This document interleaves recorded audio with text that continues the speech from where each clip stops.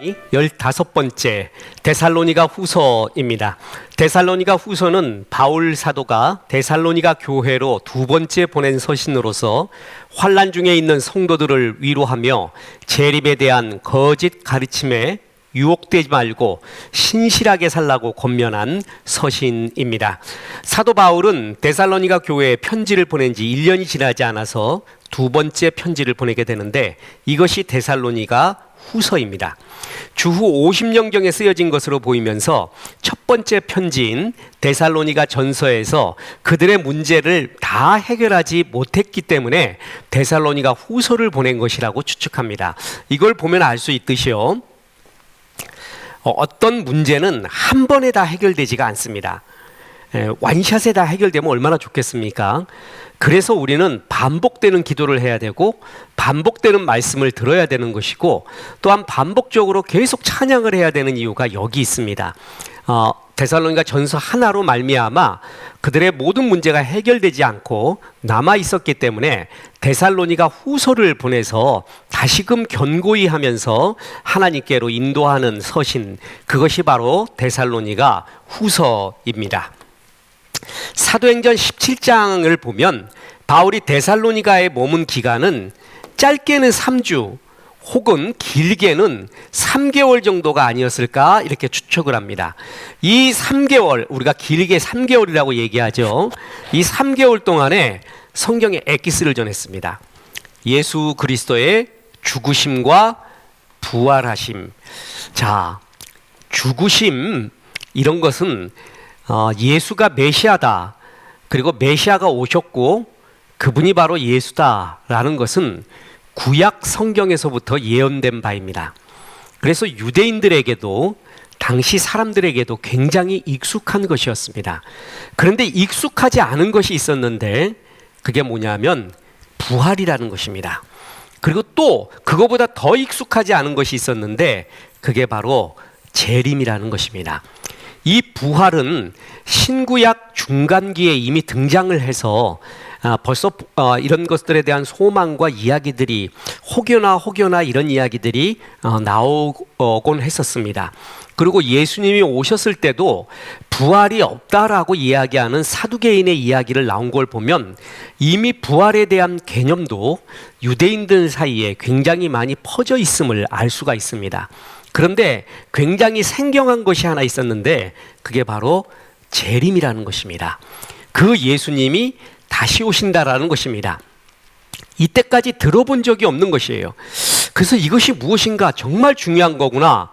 주님이 재림할 때 주의 영광을 보게 될 것이라는 말씀에 데살로니가 성도들은 놀라움이 너무나 컸습니다. 자, 구약 때부터 예언하던 그 메시아가 예수님이라는 것까지 인정해요. 그가 죽으셨어요? 부활하셨어요. 그것까지도 인정이 돼요. 근데 그가 다시 오신다. 이것은 우리는 지금 그 재림에 대한 말씀을 수없이 들었기 때문에 그렇거니라고 얘기하지만 그때 당시 사람으로서는 정말 놀라운 경이로움 그 자체였습니다. 이 재림에 대한 것은 핫 이슈였고, 그래서 신약 성도들은 서로 만날 때 마라나타라고 인사하면서 주님의 재림을 대망합니다 라고 인사할 정도였습니다. 자, 이 재림에 대한 말씀을 툭 던져놓고 기껏 있어봤자 얼마라고요? 3주, 3개월 동안 있었습니다. 그래서 이들은 이 재림이 너무나 궁금했고 이에 대한 거짓 가르침이 팽배하게 되었습니다. 그런 가운데 재림에 대한 추측과 오해, 거짓 가르침이 넘쳐났습니다. 그래서 데살로니가 후서는 종말에 대한 오해로 인해 생기는 문제에 대한 첫 처방인 데살로니가 전서에 이어서 두 번째로 도장 찍어주면서 다시 한번 강조하게 된 것입니다. 어떤 교육학자의 표현에 의하면은 중요한 것은 적어도 10번 반복해야 된다고 말합니다. 10번 이상 반복해야 각인이 되어가고, 정말 중요한 것은 이야기 때마다 하라라고 표현할 정도입니다. 그만큼 우리가 한 번에 되는 것이 아니죠. 그래서 데살로니가 전서에 이어 후서에도 바로 이런 올바른 재림에 대한 가르침, 그에 따라서 어떻게 살아야 되는가에 대한 이야기를 후서에서도 이야기하고 있는 것입니다. 사도 바울은 첫 번째 편지와 마찬가지로 두 번째 편지에서도 신앙의 성장을 보여주고 있는 데살로니가 교회를 칭찬합니다. 그러니까 데살로니가 교회를 생각하면 되게 좋나 봐요. 그래서 두 번이나 데살로니가 교회로 인하여 하나님께 감사하는 것이 마땅하다. 더군다나 이들은 심한 환난 가운데서도 신앙이 성장하였기에 더욱 칭찬받을 만합니다. 자, 보세요. 묻어있는 기쁨을 보세요. 데살로니가 후서 1장 3절에 형제들아 우리가 너희를 위하여 항상 하나님께 감사할지니 이것이 당연함은. 그러니까 내가 너 생각할 때 하나님께 항상 감사한다. 이게 주의 은혜였다. 이 말하는 거예요. 데살로니가 후서 2장 13절에도 보면 주께서 사랑하시는 형제들아 우리가 항상 너희에 관하여 마땅히 하나님께 감사할 것은. 그러니까 여러분 우리 사랑하는 아들이 있고 딸이 있어요. 그러면 내 아들 딸을 보면 내가 주께 항상 감사한다. 하나님 안에서 이렇게 아름답게 살고 있구나. 너희 생각하면 내가 힘든 중에도 웃음이 나온다. 그렇게 좋을 수가 없구나. 바로 그런 표현이 데살로니가 교회를 향한 바울 사도의 마음이었다라는 것입니다. 그만큼 데살로니가 교회를 바울은 마음에 두고 칭찬하고 있는 것입니다. 데살로니가 성도들도 복받았습니다. 이런 삶을 사는 것이 복받았고 이런 축복을 받고 있는 것이 복받은 것입니다. 데살로니가 교회는 이렇듯 칭찬받는 교회였지만 자, 데살로니가 전서를 보냈을 때보다 심각한 문제가 세 가지가 있었습니다. 박해가 더욱 심했습니다. 그래서 데살로니가 후서 1장 4절에 보면 그러므로 너희가 견디고 있는 모든 박해와 환난 중에 자, 모든 박해와 환난 중에서 너희 인내와 믿음으로 말미암아 하나님의 여러 교회에서 우리가 친히 자랑하노라. 여기도 볼 수 있는 게 이런 박해 고난 같은 것은 말이에요. 데살로니가 교인들이 참 선하고 아름답게 신앙생활을 하지 않았습니까? 그래서 너희한테는 박해와 피난이 피해갔다 이렇게 말하지 않습니다. 너희가 견디고 있는 박해와 환난, 너희가 이렇게 신앙생활을 잘하지만 하나님의 의 때문에 받는 고난이 반드시 있습니다. 어떻게 보면 손해이기도 하고 하나님의 것을 택했기 때문에 오는 고난, 이것은 최고의 영광스러운 고난입니다. 이런 것들이 피해가지 않고 데살로니가 교인들에게도 함께 있는 것입니다. 어제는 그제인가요? 어제 정신여고 교직원들 전체 수련회를 인도했습니다. 그 주어진 시간이 2번이었습니다. 그래서 2번에 걸쳐서 이들이 어린 영혼을 어떻게 양육해야 되며 어떤 마음의 자세와 그리고 사명으로 해야 되는가, 먼저 네 자신이 충만해라 라고 하면서 2번에 걸쳐 이렇게 권면 하나님의 말씀을 증거했습니다. 그리고 끝에 가서 뭐라 그랬냐면 우리가 꼭 한 번 더 기회가, 그러니까 이것이 3번의 부흥회라면은 꼭 하고 싶은 게 고난이었습니다 라고 말하면서 여러분에게도 반드시 고난이 있고 선하게 살려는 사람에게도 반드시 고난이 있습니다. 그 고난의 의미를 알아야 됩니다 라고 하면서 그것은 지금 주제가 아니니까 절제합니다 이랬어요. 그리고 끝냈더니 나중에 인사를 하는데 선생님들이 목사님 기회가 되시면 고난에 대한 구절, 고난에 대한 말씀, 하나님의 말씀을 꼭 전해 주십시오. 그것은 꼭 들어야 됩니다 라고 말해요. 근데 그때 느끼는 게 이거는 어떤 사람에게도 동일하게 임하고 있구나.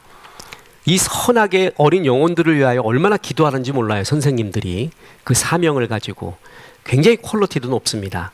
그런 분들도 고난이 있구나. 그리고 이 고난에 대한 주제를 하나님 앞에 드리고 있구나 라는 것을 느꼈습니다. 데살로니가 그렇게 신앙생활 잘해도요 박해와 환난이 그들 가운데 있었다라는 것입니다. 자, 이런 상황에서 바울의 서신을 빙자한 거짓 서신들도 많이 등장하기 시작했습니다. 그래서 이런 거짓 서신에 맞서 바울 사도는 끝부분에 바울이 전해줬다라는 진실성을 강조하고자 하는 고백을 이렇게 할 정도였습니다. 데살로니가 후서 3장 17절에 나 바울은 친필로 문안하노니 이는 편지마다 표시로서 이렇게 쓰노라. 오죽했으면 가짜가, 그때도 그렇게 가짜가 많은 거예요.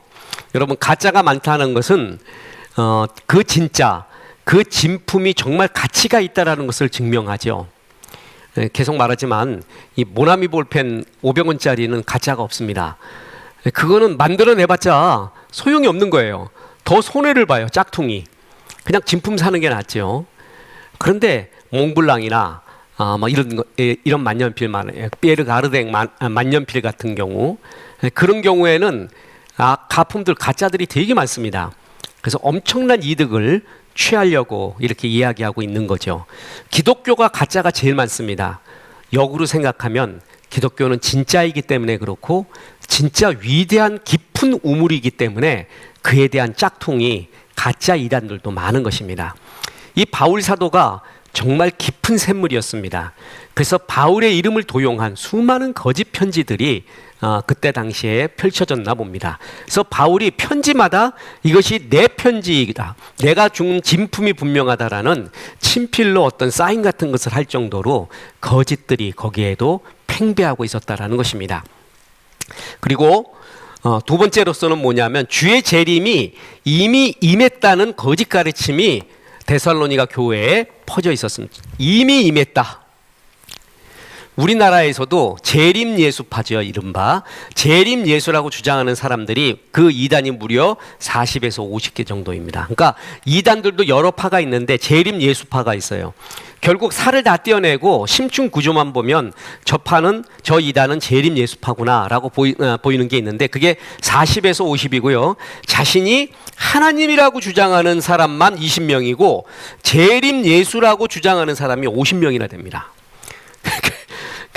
대단하죠. 예수도 되게 많나 봐요. 하나님도 20명이나 있고요. 이른바 이 재림 예수파는 사람들은 예수께서 오시는 재림의 그 날이 이미 이루어졌다고 말하면서 자신이 재림 예수라고 주장합니다. 그래서 이 뭐 재림 예수 이런 거 얘기할 때 요한계시록에 이긴 자 이런 거를 갖다가 인용을 하죠. 여러분 이게 누가 자꾸 이긴 자 얘기하고 14만 4천 이야기하고 그러면요 거의 90% 이상 이단입니다. 거기에 속지 마십시오. 그리고 이것이 그렇게 쉽게 해석되는 문제가 아닙니다. 자, 이 재림 예수파, 자 보세요. 어떤 구절이 있냐면은 데살로니가 전서에도 그렇고요. 5장 2절에 주의 날이 밤에 도둑같이 이룰 줄을 너희 자신이 자세히 알기 때문이라. 자, 데살로니가 전서에서 주님의 날이 어떻게 해요? 도둑같이 임한다고 그랬어요. 그러니까 이 이단들이 거짓 선생들이 이거를 이용해 갖고 뭐냐 하면은 도둑같이 아무도 모르게 벌써 임했다 이렇게 말한 거예요. 벌써 도둑같이 왔다. 그거 몰라. 도둑이 신고하고 오냐? 아무도 모르게 오듯이 이미 도둑같이 임했다. 그게 나다. 이렇게 말하는 거예요. 자, 예수님이 살아생전에는 예수의 이름으로 구원받았지만 이제 재림의 시대이기 때문에 재림 예수가 온 시대이기 때문에 재림 예수의 이름으로 구원을 받는다. 그게 나다 이거예요. 그래서 내 이름으로 구원을 받는다. 이렇게 말하는 것입니다. 그죠? 도둑같이 임했다라는 것을 이렇게 활용하면서 이미 예수가 재림했다. 이렇게 이야기하고 있습니다. 이런 거짓들이 팽배돼서 이미 재림이 일어났다고 오해하는 경우도 많이 있고, 그리고 나만 그걸 모르고 있는가라고 생각했는지도 모르겠습니다. 데살로니가 후서는 데살로니가 전서에서의 이 재림에 대한 말씀이 오해를 낳을 수 있었기에 균형을 잡아주기 위해서 그 가르침을 더한 것입니다. 그래서 또 가르친 거예요. 그래서 여러분 원래 성경 공부를 할 때도요, 개론을 배워요. 개론. 신학에서도 전체 개론, 큰 그림을 배우죠. 그 다음에 원론으로 들어가요. 그래서 예를 들어서 신약 개론, 그럼 신약 전체, 구약 개론, 구약 전체를 빨리빨리 지내가요. 그리고 난 다음에 이제 뭘 하냐면은 그 구약에서 창세기, 출애굽기, 레위기, 민수기 이런 식으로 구체적으로 배워갑니다. 원론으로 들어가는 것이죠. 그래서 뭐냐면은 강조 구체화하면서 하나님의 말씀을 더 깊이 새기게 하는 거예요. 그러니까 데살로니가 전서가 약간의 개론 경향이 있었고 후서에 가서 좀 더 설명을 해주는, 특히 주님의 재림에 대해 설명해주는 그런 말씀을 전하고 있다라는 것입니다. 자, 이렇게 잘못된 가르침이 퍼져 있는 데살로니가 교회를 향해 미혹되지 말라고 말하고 있습니다. 데살로니가 후서 2장 3절에 보면 누가 어떻게 하여도 너희가 미혹되지 말라. 지금도 마찬가지입니다. 미혹돼서는 안 됩니다. 참 이 거짓 이단들이 얼마나 우리를 속이고 있는지 모릅니다.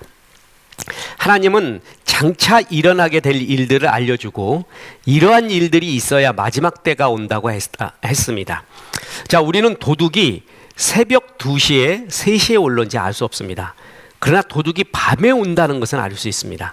이처럼 우리는 재림의 정확한 때는 알 수 없지만 그때가 가까이 오고 있다는 징조는 분별할 수가 있는 것입니다. 그 성경에 재림의 때에 가까워오는 말세의 징조들에 대해서는 많이 말하고 있죠. 그런 말씀들은 보면은 참 맞습니다. 사람들이 빨리 왕래하고 사랑이 식어지고 돈을 사랑하고 정말 맞습니다. 아주 똑같아지고 있습니다. 이럴 때일수록 말세가 가까웠구나라는 것을 가슴에 많이 새겨야 됩니다. 자, 그러면서 또 하나 문제가 뭐냐면 재림을 기다린다면서 현실에 게으른 사람들이 데살로니가 교회에 있었습니다. 재림이 임박했다는 오해로 인해 성도들은 현실의 삶을 회피하고 심지어 어떤 이들은 하던 일까지 멈춰두고 기다리는 상황이 있었습니다. 이 재림파들 재림 기다린다 그래갖고 흰 소복 입고 동굴 가서 진짜로 기다렸지 않습니까? 이런 일이 일어났다는 거죠. 이에 그들이 일상과 생업으로 돌아갈 것을 바울은 강조합니다. 그래서 그리스도의 재림을 기대하며 산다는 것이 일상적인 삶을 포기하는 것이 아닌 것을 말하고 있습니다. 자, 그래서 이 데살로니가 후서에 보면 주님의 먼저 환난 받고 있는 성도들을 위로합니다. 다시 말하지만 예수 잘 믿어도 고난은 임합니다. 고난이 면제되는 게 아니라 그 고난을 대하는 태도가 달라지고 또 그 고난 속에서 은혜를 깨닫게 됩니다.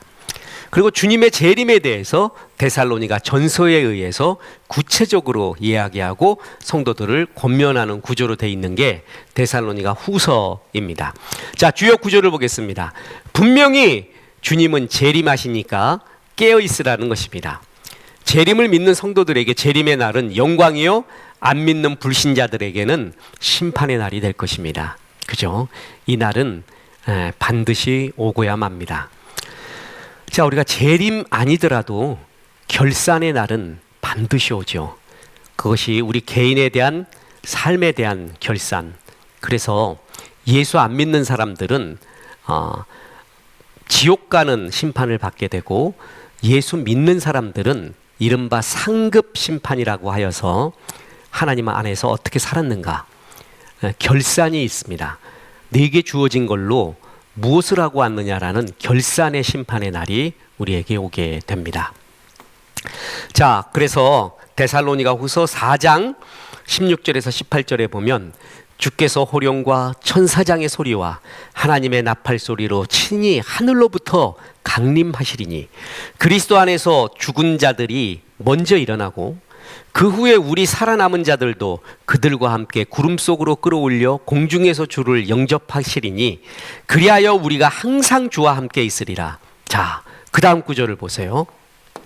그러므로 이러한 말로 서로 위로하라. 저는 이 구절이 그렇게 좋습니다. 하나님이 함께 하시지 네 지금 이 어려움에서 견디게 해주실 것이야. 이 고난을 이기게 해주실 것이야. 우리가 이것이 되게 듣고 싶은 말입니다. 그리고 되게 그렇게 권면합니다. 근데 바울은 핍박당하고 박해당하고 있는 성도들을 향해서 뭐라고 말하냐 하면은 이러한 말로 위로하래요. 그 이러한 말이 뭔지 아십니까? 바로 재림에 대한 말. 재림에 대한 말로 위로하라라는 것입니다. 하나님의 나팔 소리, 천지 진동할 때, 예수 구름 타시고 강림하실 때 내 이름 부르고 공중에서 주를 영접하리라. 이것이 환난당하고 있는 성도들에게 큰 위로의 말이라는 것입니다. 이게 얼마나 좋은지 모릅니다. 바로 영원에 대한 확신, 하나님의 결산, 다시 오심에 대한 확신, 그것을 볼수록 우리는 현실을 이길 힘이 여기에 생긴다라는 것입니다. 어쩔 때 말이에요. 고난이라는 것은요, 우리의 천국에 대한 확신을 깊게 합니다. 고난 당하다 보면 말도 못하는 고난을 당하거든요. 말이 안 되는 고난. 그러면서 점점 이 세상이 약간 신물이 납니다. 이 세상이 완벽한 것이 아니구나 라는 것을 알게 됩니다.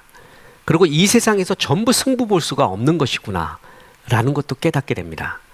그러면서 뭐냐면 나의 본향이 하늘에 있구나 라는 것을 깨닫게 됩니다. 고난을 통해서 자꾸 영혼을 보게 됩니다. 그렇습니다. 주님이 재림하신다는 것, 이 세상은 그날은 완전히 심판의 날이요 결산의 날이라는 것, 이걸 생각할수록 우리가 받는 고난에 대해서 위로를 얻을 수 있고 또한 살아갈 힘도 이것을 통해서 얻을 수가 있다라는 것입니다. 그래서 여러분, 오늘도 하나님 잘 지내게 해주셔서 감사합니다. 또 오늘 하루도 하나님의 영광 가운데 살게 도와주옵소서 하는 기도도 참 좋은데요, 가끔 찬송할 때 이 재림에 대한 찬송을 좀 해보세요. 그럼 굉장히 맛이 달라집니다. 굉장히 은혜가 좀 달라집니다. 자꾸 이 세상만 향하고 있었던 마음이 영원한 하나님을 바라보게끔 됩니다. 그때 굉장히 여백이 생기고 힘이 생기고, 그래, 이 세상 모든 것이 없어질 날이 오지, 그러면서 큰 마음이 들곤 합니다. 공자 등 동산하니 소노요, 공자 등 태산하니 소천하라 했습니다. 공자가 동산에 올라가 보니 노나라가 작게 보이고, 공자가 태산에 올라보니 천하가 작게 보이더라 라는 뜻입니다. 높이 올라가서 거룩의 관점으로, 재림의 관점으로 이 세상을 보면 그렇게 크게 보였던 세상이 문제가 작게 보입니다. 너희는 이러한 말로 서로를 위로하라. 얼마나 아름다운 주의 권면인지 모릅니다. 자, 주님이 심판하는 마지막 날에 세상 모든 것이 폐하여집니다. 그때 불법한 자가 나타난 날이니 주 예수께서 그 입 기운으로 그를 죽이시고 강림하여 나타나심으로 폐하시리라. 자, 불법한 자가 뭔가 잘 몰라요. 그런데 뭐냐면 분명히 이 세상에서 가리워져 있던 어떤 영적 실체일 수도 있고, 이런 것들이 그날에는 하나님의 입 기운으로 전부 없애버린다고 합니다. 베드로후서 3장 10절에 보면, 그러나 주의 날이 도둑같이 오리니 그날에는 하늘이 큰 소리로 떠나가고 물질이 뜨거운 불에 풀어지고 땅과 그 중에 있는 모든 일이 드러나리로다. 스토아 학파에서는요, 이 세상이 다 없어져도 없어지지 않는 흙, 공기, 물, 이런 것은 없어지지 않고 영원한 우주라고 말했어요. 그 당시 바울 앞에, 스토아 학파 앞에 바울이 말하는 게 이겁니다. 모든 게 다 없어진다. 모든 것이 없어진다. 개역 한글에 보면 체질이 풀어지고 모든 것들이 다 없어진다. 철학자들이 말하는 이것만큼은 영원할 것이야 하는 그 모든 것들이 다 풀어지고 없어지는 그날이 오고야 만다. 그날이 바로 재림의 날, 심판의 날입니다. 그리고 우리 배후에 숨어 있었던, 미혹했던 그 불법한 자, 불법한 영의 존재들, 영의 존재, 그 모든 것들이 하나님의 입김에 없어지는 그날, 그날은 반드시 온다라는 것입니다. 자, 그래서 심한 박해와 환난 가운데 있는 데살로니가 성도들을 격려하기 위해 하나님은 공의로운 하나님을 소개합니다. 마지막 때 하나님께서 공의롭게 환난을 주었던 그 환난을 받게 하시고 환난 당했던 이들에게는 안식을 주실 것이라고 위로합니다. 주께서 강림하실 때 인내하며 주를 바라본 성도들로 인해 하나님은 영광과 감탄을 받으시라고 또한 위로하고 있습니다. 데살로니가 후서 1장 10절에 그날에 그가 강림하사 그의 성도들에게서 영광을 받으시고 모든 믿는 자들에게서 놀랍게 여기심을 얻으리니 이는 우리의 증거가 너희에게 믿어졌습니다. 수고했다.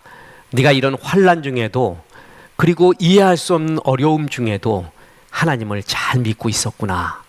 정말 감탄스럽다.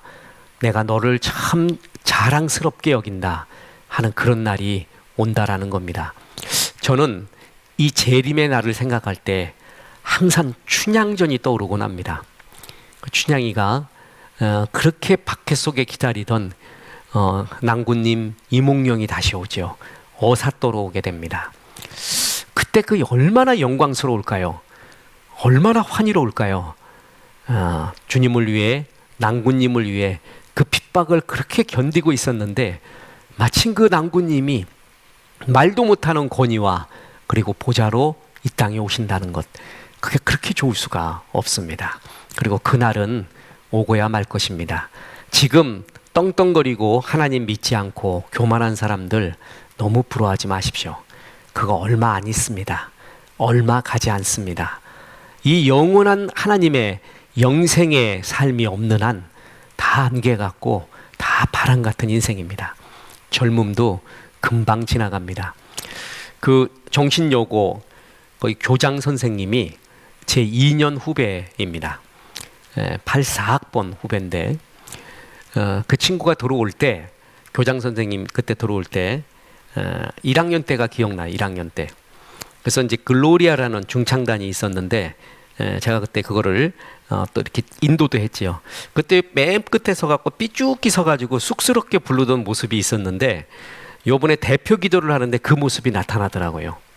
그래서 아이고, 저 교장 선생님 그 30년 전에 그렇게 삐죽기 서서 쑥스럽게 부르던 모습이 그대로 보입니다 라고 했더니 교장 선생님이 그래요. 목사님 30년이 아니라 40년입니다 그래요. 그걸 계산해 보니까 진짜 40년이에요. 10년, 20년, 30년, 40년이 나비처럼 날아갑니다. 정말 금방입니다.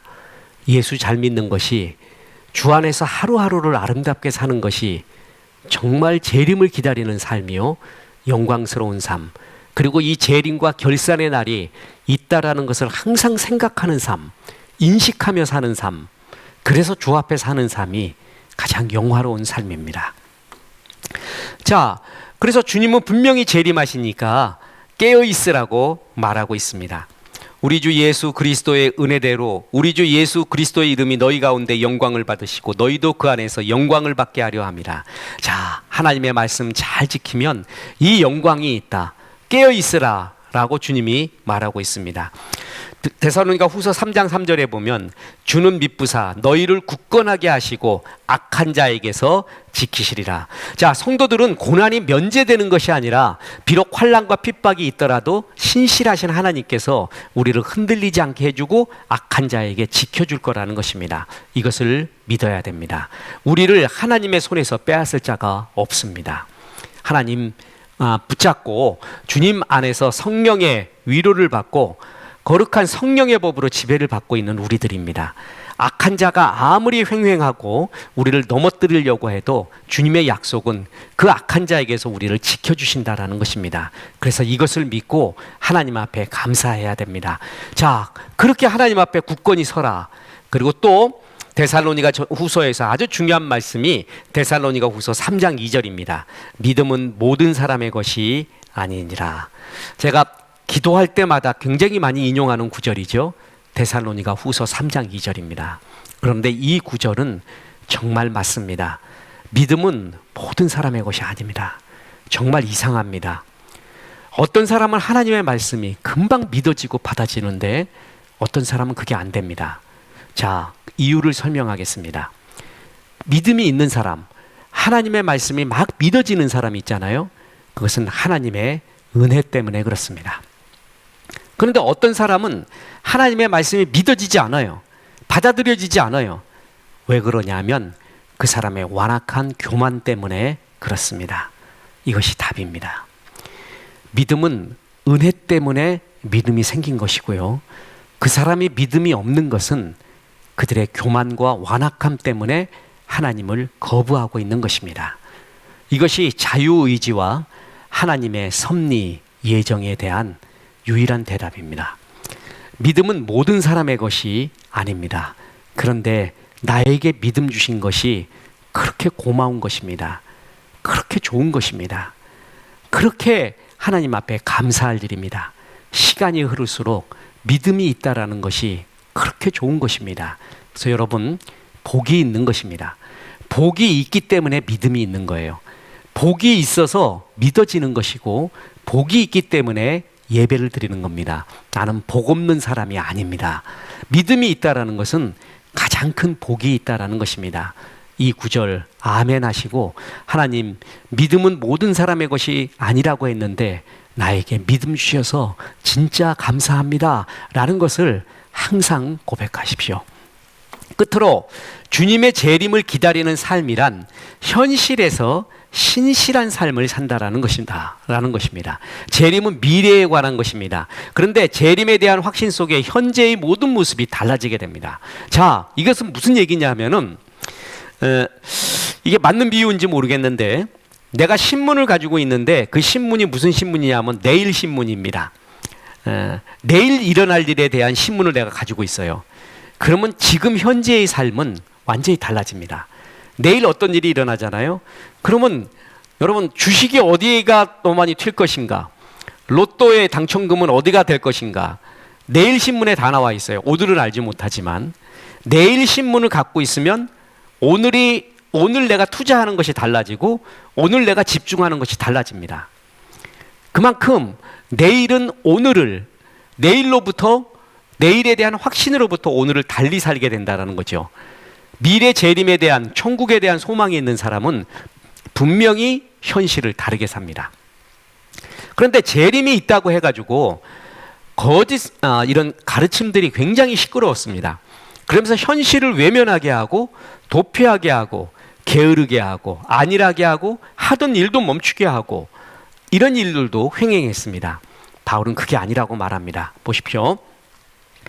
우리가 너희와 함께 있을 때에도 너희에게 명하기를, 누구든지 일하기 싫어하거든 먹지도 말게 하라 하였더니, 우리가 들은즉 너희 가운데 게으르게 행하여 도무지 일하지 아니하고 일을 만들기만 하는 자들이 있다 하니, 이런 자들에게 우리가 명하고 주 예수 그리스도 안에서 권하기를 조용히 일하여 자기 양식을 먹으라 하노라. 여러분, 재림하는데 뭐 이게 이런 일이 필요합니까? 재림하는데 뭐 이런 일이 해. 그러면서 뭐냐면 일도 않고 게으르고요. 그런데 교회의 만찬, 초대교회는 무지하게 잘 먹었거든요. 그래갖고 먹는 것 갖고 싸움이 일어날 정도였죠. 아무 일도 하지 아니하고 아무 봉사도 하지 아니하고 재림 기다린다고 하면서 이렇게 헛된 망상에 빠져 있는 사람들에게 일하라, 평소의 일상처럼 일하라 라고 권면해 주고 있습니다. 재림이 특별한 소복을 입고 준비하는 것이 아니라는 것입니다. 감리교회 창시자 존 웨슬레에게 말했습니다. 오늘 밤 주님이 재림하신다면 당신은 뭐 하겠습니까? 라고 했더니 웨슬레가 이렇게 말합니다. 오늘 밤 주님이 오시더라도 나의 오늘 하루의 계획은 하나도 어긋나지 않을 것입니다. 난 그대로 살겠다는 거예요. 그만큼 뭐냐 하면 하루하루를 재림을 준비하며 살았다라는 것입니다. 하루하루를 알곡차게 주님 안에서 살고 있었다라는 이야기입니다. 특별한 날이 아니라 주님의 재림을 기억하며 오늘 올 수도 있다라는 생각을 하면서 오늘 하루도 감사하고 기뻐하고 주어진 삶을 감사하고 그리고 복음 전하며 그렇게 사는 것이 재림을 준비하는 삶입니다. 그리고 핍박이 오고 오늘 고난이 왔더라도 주의 재림을 생각하면서 주님이 다 기억하시지, 이 눈물을 기억하시지, 그리고 천국에서는, 하늘나라에서는 모든 것이 올바로 계산이 되겠지라는 것을 믿는 믿음이 재림신앙입니다. 재림을 기다리는 신앙은 늘 그날이 올 것을 인식하며 현실을 신실하게 사는 것입니다. 나날이 예수님의 성품을 닮아가며 세상 욕심을 버리고 전도, 구제, 선교, 구제의 삶을 사는 것 어렵지 않죠? 이렇게 사는 게 재림을 준비하는 삶입니다. 주의 재림이 언제인가 막 계산을 하면서 그게 몇 날 며칠 어떻게 된다, 그런 거에 속지 마십시오. 성경을 숫자로 풀어서 그 숫자가 이것이 재림의 날짜와 맞느니 틀리느니 이런 거에 현혹되지 마십시오. 성경도 그렇게 풀고 뭐 또 노스트라다무스 같은 이야기, 마야의 예언 같은 거, 그래서 언제가 종말이니 뭐니 이런 거에 현혹되지 마십시오. 오늘 하루가 종말의 시작이었고 진행되고 있고 내일 오실런지 오늘 밤에 오실런지는 모르는 일입니다. 그날은 도적같이 임하는데 징조는 있습니다. 그래서 그 징조를 보면서 항상 재림에 대해, 내 삶의 결산에 대해 생각하고 하루를 신실하게 보내는 것, 그게 재림신앙입니다. 데살로니가 전서 후서를 통해 주님이 바울을 통해서 전해주고 싶은 주의 마음이었습니다. 주님의 재림, 결산의 날을 항상 생각하며 오늘 하루하루를 또 승리하시기를 주 예수의 이름으로 축원합니다. 기도하겠습니다. 하나님, 데살로니가 후서의 말씀을 통해 종들에게 말씀해 주시니 감사합니다. 우리 주님 오실 날 언제일지 모르지만 오늘 내일 오시더라도 아멘 하며 주님 영접할 수 있는 당당한 주님 앞에서의 삶을 살 수 있도록 도와주옵소서. 핍박과 고난과 알 수 없는 고난 중에 있는 우리 성도님, 주님의 결산의 날 재림을 기억하며 위로 얻게 도와주시고 힘과 용기를 더하여 주옵소서. 예수님의 이름으로 기도합니다. 아멘.